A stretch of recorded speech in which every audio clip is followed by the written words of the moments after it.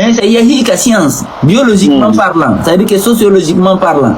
kala ka goddo naati o wonno haka tani raw makko haray hande kadi ko côté makko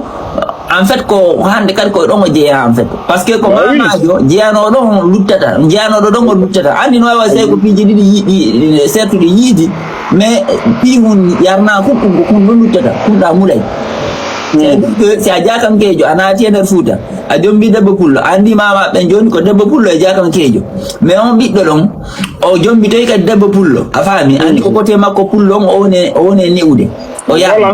côté makko jakam o yarnalimo joni non o biddo don kadi toy ka ƴetti debbo pullo andi ha hande ko côté pullo o woni yarnude awa côté jakam haray ma yiyande kadi haray ko lutti don koko ora e jannede ka hakkille makko nen ko en fait voilà mais sina dum haray biologiquement ça veut dire que scientifiquement parlant hande kadi hara on ko leñol pullo ngo je en fait exactement woni non kadi kaka maninga be kadi tay ko non haray ko pareil ko woni leñol be leñol en fait wan o portojo do no be do di kaaji don e few Europe o do ko Camerounejo waro jombi portojo hebi o do yitti jombi di portojo o hebi o do naare o do biddo makko ko portojo pirni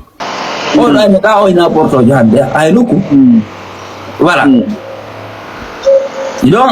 on non do am mi tanjini dum c'est très important yo du janne quand même parce que le mari mais ha ça nari biologiquement techniquement que le fulbe man de janna piji ko hakkille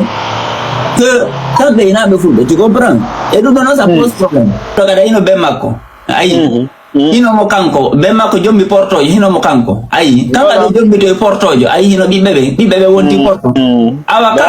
awakala kana tuda gibaka soroma hidon don gibaka soroma hidon don no jombude rewbe don hare hande kadi ko don jiya don en fait kala nun non ko scientifiquement biologiquement parlant hare ko don jiya no voilà ko lutti ko hala wi poro para sabu ko janna don wara don ka hakkille mum mais c'est yahi ka science haray ko don jeya don en fait mi ko mone wolde do ko figi yandan horum c'est dire que si tawi soroma arno do par exemple tawi fulbe ben o jombi debbo pullo a fami o hebi bibbe andi be mari 50 be mari 50 ka côté manigaji ka côté soroma ka 50 ka côté fulbe ben tu comprends yelti don be bibbe do be jombi tigadi debbo pullo a fami andi jodi côté pullo be woni nyamminde côté pullo be woni teddi be ali côté soron be yejjitimo tu comprends ben bi be non kadi yidi be ka jombi ti debbo pullo awa be don har hande kajiya don harayna ko de kipiro wodi ko on tigi janne tel kon e bi no wodi réalité biologique ni ko piji di certitude goddo ila ra wonde do non mi fami o biologie donc génétiquement wonda halde film voilà ila wa fudde do pullo e merkonaji ni ko no wodi fulbe wawbe wodi fulbe do wano fulbe wa solo hara nanda kajiya ko fulbe kono be nem ni ko man tu comprends sabu tiron sabu comprends mais il wodi mais mi ko mon dans le plan de la science c'est-à-dire que biologiquement si tu as vu mama joma par exemple jombi debbo pullo o yembi be no jombi to debbo be no ka jombi to debbo pullo ko be bata don ko hare ko pulbe parce que ko mama joma be ful pullo ko don haray dani min ko tabo andi génétiquement parce que min ko biologie on mi jangi si awri woni biddo no hebe mo kala adde pourcentage mum donc par exemple koko da explique do si hawri woni o debbo do o mo wonda inde do petit fils makko ko portojo ko parce que mo mari gene porto ka makko jono ko jomini de portojo on don portojo kadi addi gene porto hande kadi o gene bale mutay voilà ande kadi ko gene porto woni milti woni luttude parce que ko don domini hande kadi waaw hay ma donne dibbe be hebata do hara ko gene porto to woni arde en fait non mi fam métis caractère métis mutay en fait andi koko andi dum ko très important andi ça dit que andi koko inte maadi métis lu hina ko jutata en fait ça veut dire que baadi façon métis ya gangal muto yeyi tata ko façon mamajo goto luttata ça dit que mamajo go mulay mamajo goto luttata ça veut dire que ça jom e misal do sa jommindiri do nge portojo si tawi biddo ma o yehi jommindiro e portojo o hebi biddo kan jombitire portojo hara mamajo makko bale muti hande kadi ko porto woni luttude ayi bibbe hara be portobe tu comprends si tawi non o yahi o jombito o jomboy ɓiɗɗo ma o yahi jomboy ɓaleejo oɗon kañ kadi ɓiɗɗo yahi jombitoye ɓaleejo haray wonti ɓale haray mamajo portojo muli. Ça veut dire que en fait ko o métis o caractère o none métis hina ko juutata en fait parce que ina ko Allah jobni mais ko mamajo goto luttata joni noon si mamajo ma ariɗo tawi leñol o wondi e ngol leñol o jiidike ɗon ɓen ɓiɓɓe jombiti e nder ngol leñol ɗon ɓe jiidike ɗon ɓen ɗon kadi ɓiɓɓe jombiti e ngol leñol ɗon jiidike ɗon hara hande kadi mamajo arno ɗon fi makko muli en fait hara mamajo arno ɗon muli ɗum ɗon ɗon ko scientifique en fait ina ko suuɗi yimɓe men sikka e métissage ça veut dire que mbaadi métis lutta e abadan ko fenande mbaadi métis haka tanira tun haara muli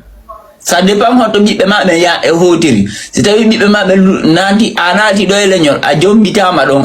ɓeno en kadi jombitoyi ɗon haray fii mbaadi arno ɗon fii none arno ɗon muli en fait haray ko mamajo maɓɓe ɓen o arnoɗo yiiɗi on ko oɗon ndiɗon mbaadi woni e luttude par ce que ko ndiɗon ñamminɗa ko ndiɗon alimentuɗa ndaare ɗo wan oɗo andi ɗo ko ɓiɗɗo o ren Angleterre tanirawo ren Angleterre on ni o yi nene makko ko ɓaleejo métisi hino ɓiɗɗo métis on ka jiwon oɗo kadi jombito e portojo hino ɓikkunko ɗum ɗo ena ko porte pire ni hay ka guite mum ko porte pire andi mbaadi métis ndi muli mbaadi métis mulay en fait. Ça veut dire que ko mamajo goto luttoyta si par exemple wano oɗo ko debbo naati ka porton o jombide e portojo o heɓi métis go oɗo métis jo kadi jombito e portojo go hande kadi ɓikkoy koye wonti porto 100%. donc mamajo maɓɓe ɓaleejo oɗon muli hande kumbikkundo a wata ko inde ɓale few c'est à dire ko wata réclamade ɓale en fait kumbikkundo ko porte pire dire ɗi andi ɗum ɗo kadi ko piiji ɗi yimɓe plus anda mais ko piiji très important à savoir parce que yimɓe ɓe imagine to ko par ce que mamajo ma no dillino depuis duuɓi wulure ha hande ɗo lutti e mon ɗum ko fenande ndaare ɗo oɗo ko Eric en Yannick no wa men lasi ɗo gande mo Cameroun andi oɗo woni ben makko andi ben makko ni jommidi e portojo heɓimo hino kanko o yi kono jombidi portojo hene ɓiɗɗon o yi mbaadi o ɓiɗɗo ɗo ko portojo pire ni oɗo wata yimɓide ko o réclamade o mawɗo ɗo jamais et pourtant ko tanirawo makko on tun ça veut dire que ko mamajo goto luttoyta andi war o yanani ko côté porto o ƴetti o heɓoy ɓiɗɗo kanko e portojo o ɓiɗɗo kadi jombito e portojo ayi awa oɗo kanko o jombu oɗo o wara o heɓi ɓiɗɗo oɗo jombitoy kadi porto hino ɓikkunko ko pire porto oɗo hay fuu somara koni ɓale hande kadi oyi awa ko ni kadi ko ɗum wano ɓe jakankeɓe ɓe yoto e nder Fouta ni ɓe en réalité ko fulɓe en fait ko won tun iɓe janna piiji ka hakkille maɓɓe en fait leñol ma ɓeɗo huyana fulɓe gana kayroɓe jimi pulaɓe jokkolɓe e surbaɓe a yiɗa pullo mi yiɗamma kaño pullo ka fuɗamma a yiɗa pullo ñamayo a wi'ama pullo fo a wendoke mi yi'ay fu mo ɓuri pullo dari sa